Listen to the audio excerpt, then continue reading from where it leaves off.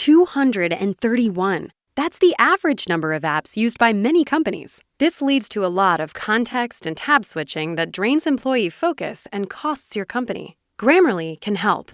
Grammarly's AI works in over 500,000 apps and websites, making it easy for your team to write clearly and on brand without disrupting workflow. Join 70,000 teams who save an average of $5,000 per employee per year using Grammarly. Go to Grammarly.com/enterprise to learn more. King's Hawaiian wants you to slider Sunday your way, and there are only two things you need to know to create your perfect sliders. First, start with King's Hawaiian rolls and slider buns, since the best sliders always start with King's Hawaiian. Second, there's no wrong way to make a slider. Whatever combinations you love to create are the perfect sliders for you. So do Slider Sunday your way. Go to the bakery or deli section of your grocery store and pick up those sweet, fluffy, irresistible King's Hawaiian rolls and slider buns and enjoy.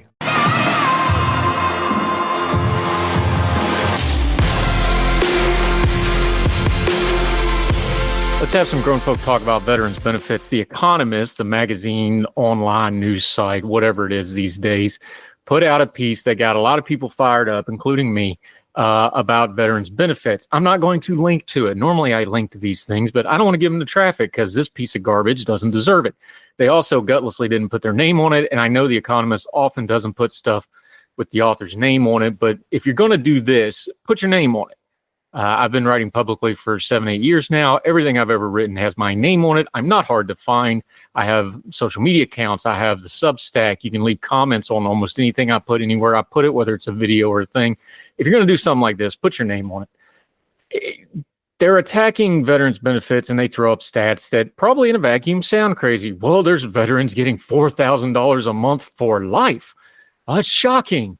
Not really, if you break it down to it. Or they're 1 in 4 or 1 in 5 vets or whatever number they came up with is 100% disabled. Well, that depends. There's two different kinds of 100% disabled in the VA system.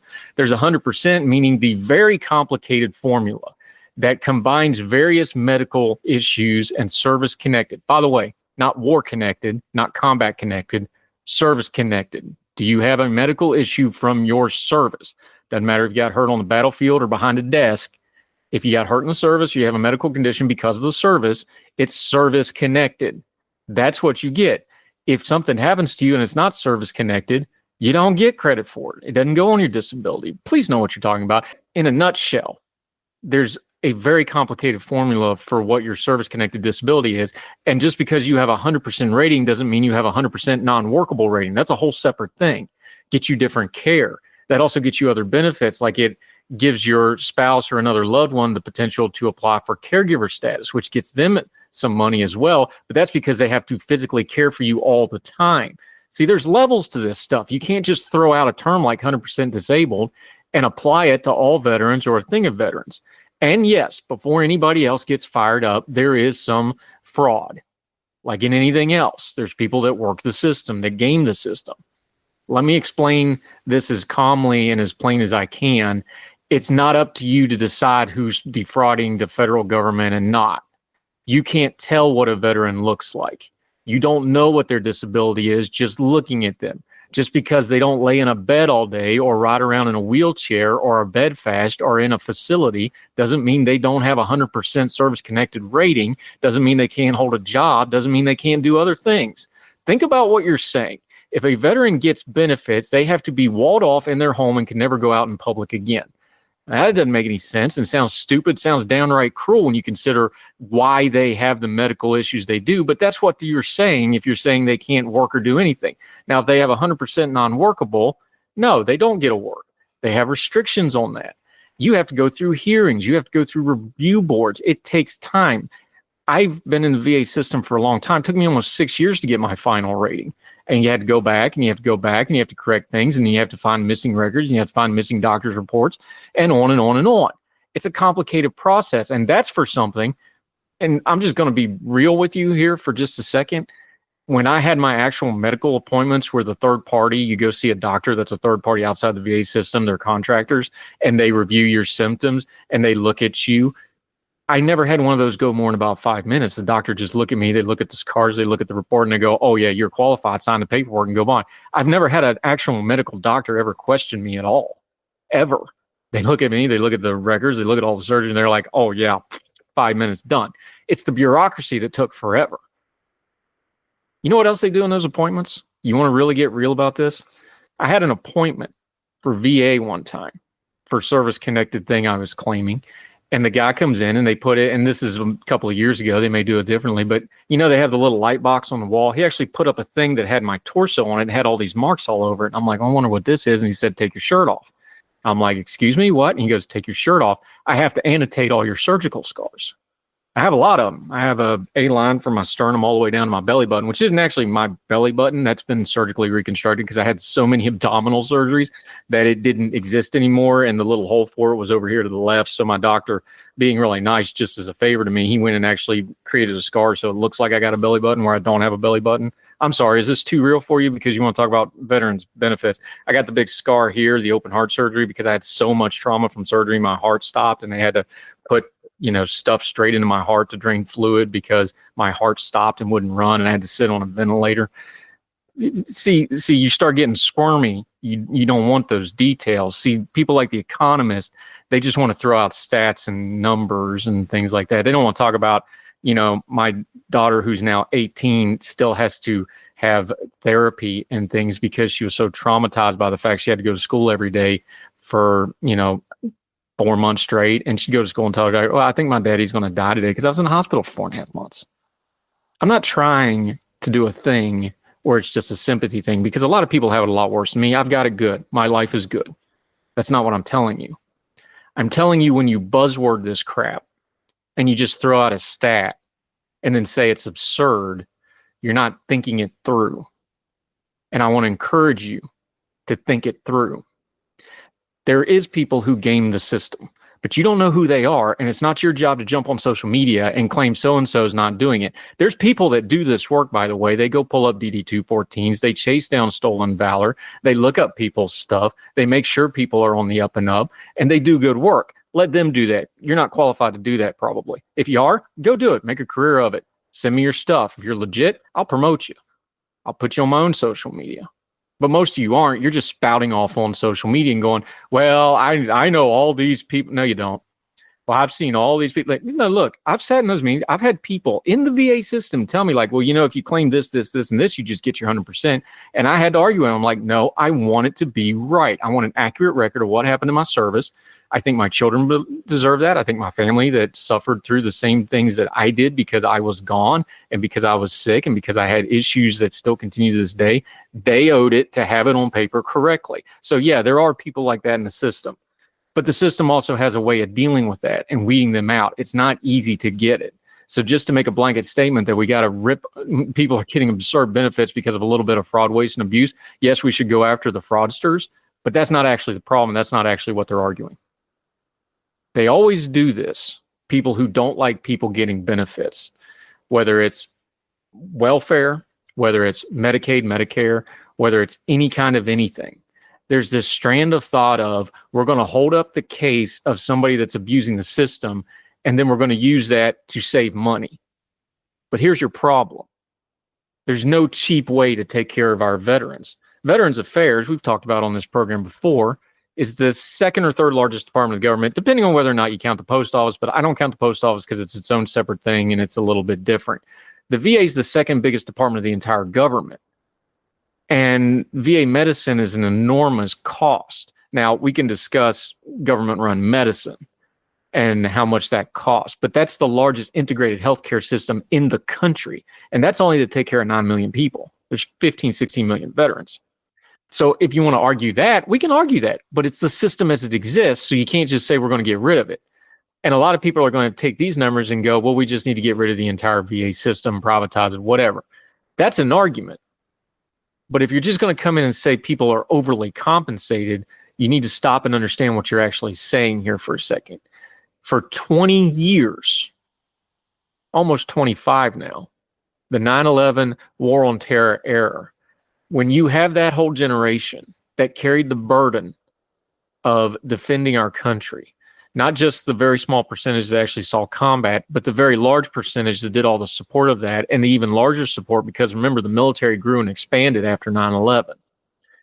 I'm of that generation. I went in the military in 2000. I'd actually already been in for a little over a year when 9/11 happened. But let's just, to simplify, say my generation, which is the generation that carried the ball through the war on terror, give or take.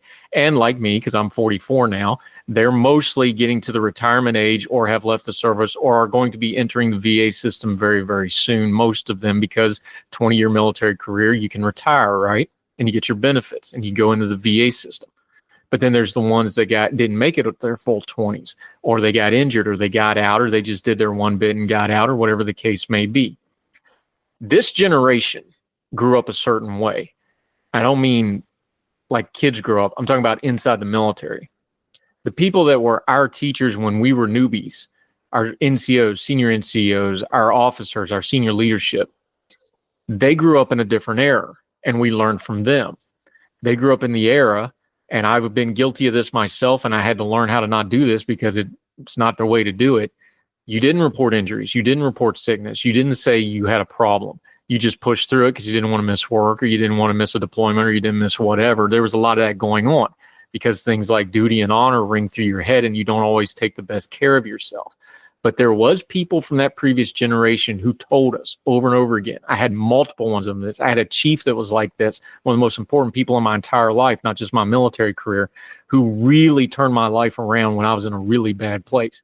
One of the things he always told us, he's like, document your stuff, keep your own paper records. Don't trust the system. Make sure if you go to the doctor, keep a copy of it. If you have an injury, keep a copy of it. If something happens on the job, keep a copy of it. When you deploy, keep a copy of it. Keep your paper records because they're going to find a way to lose it, screw you, whatever. Think about the military. And I told people this when I was serving. I've told people who've asked me about going in the military. I'll tell you now, if you go join the military now, there's a lot of benefits. Most of what I have in life can be directly or indirectly traced to my military service because I got a lot of benefits from it. I'm sitting in a house I got with a VA loan. I have my benefits through the VA because I can have that income for certain things. It's a part of my income. I have benefits that my children get because of my service. There's a lot of good to it. I've got an education through it. But whatever you're going to get out of the military, education, see the world, job training, whatever you're looking to get, you have to make sure you get yours because the service is going to get theirs. It's a big machine and you're the cog, and the cog's going to get ground and the cog's going to go on. And when you leave, another cog gets put in your place. And it's not that they don't care. It's that it's a system. It's not capable of caring. You have to advocate for yourself. That's the long way around to get back to what I'm saying about this previous generation and what this Economist piece really misses. Those folks, the Vietnam guys, the Cold War guys, the folks that served during that era got screwed. They didn't always have their records together. They had a hard time getting benefits. And now folks like the Vietnam era guys that are getting in their 70s and 80s in their end of life era, they have a hard time getting their records because they had paper records or incomplete records, and nobody ever told them how the VA system works. It's starting to get better. There was a line in the Economist piece where he's like, they actually teach you how to get VA benefits before you leave. Yeah, we fought like hell to get that because they didn't tell you. And you would leave the service and then you go to the VA and they say, well, you need this and this and this and this paperwork and this paperwork, and you're already out. And now you don't have ability to get it. That's something that people fought and fought and fought to get the military to tell people before they left how to take care of themselves going into the VA system. That's something that took a long time for us to get as a benefit, and it was learned the hard way, and it was paid for the hard way by a lot of people. That's not a negative. I'm going to get upset doing this. I try to be the keep your bearing, be calm thing, but people don't understand what they're talking about with this, and they want to turn it into a data point. The previous generation told us, not just in word, but in deed, we're going to get screwed if you don't take care of yourself. And then the technology changed where now we have digitized medical records and you have an ability to find your stuff and keep up with stuff. And you're not just waiting for somebody in St. Louis to go through the Raiders of the Lost Ark warehouse looking thing and find some paper somewhere. So these things have all combined along with 20 years of conflict to show a giant uptick in disability claims. One, because the technology is there where you can keep your records together. Two is we all learned the hard way and listen to people who learned an even harder way to take care of ourselves. And three is the VA has improved. If that number has gone up, part of the reason that number's gone up is because a whole lot of people got screwed previously. It was way too low for way too long and not enough people were getting their benefits. and not enough people were getting their service-connected stuff. All of that to say this. The problem and the fraud, waste, and abuse is not in the compensation system that's going to the people. You want to fight fraud, waste, and abuse in the VA, it's at the administrative level. The growing bureaucracy that makes it hard to get your compensation, to get your medical care, to get those benefits. You have all these people working superfluous jobs inside the system that doesn't need to be there. Meanwhile, the VA doctors and medical providers are not getting paid salaries that are commensurate with their civilian counterparts, which means we don't always get the best people to actually do our care. I have a wonderful GP. I have great specialists, but that's kind of a minority. Those doctors are not paid well. It's actually kind of a joke. I'll give you a perfect example, and you can say it's anecdotal evidence, but this is the truth. I know a doctor that works at the VA because he retired from the military and he does it as a passion project. My GP, he was actually an enlisted guy, retired, went to PA school, came back, and he works at the VA because he sees it as an extension of his service. Those people exist, but they're few and far between, because I know a doctor that's a radiologist, and we were telling him how much the VA pays, and he goes, their total compensation is what my bonus check is in the civilian world. There's no way we could work there. We could get rid of a lot of the administrative bureaucracy and get better quality doctors. You know what better quality doctors do? They take better care of people. You know what better medical care does? It brings down costs. By the way, if you take better care of the troops while they're doing their service and treat them better with their better medical care and make them take care of themselves better and take care of their mental health better, you're going to spend less money on them throughout the course of their life. You have these older Vietnam guys, if they would have took care of them 40 years ago, they wouldn't be as expensive. So we can go round and round this carousel all day long about how much it costs for veteran benefits. And there is fraud, waste, and abuse to deal with. But you can't hold that up and go, these people are absurdly compensated. Exactly for how much?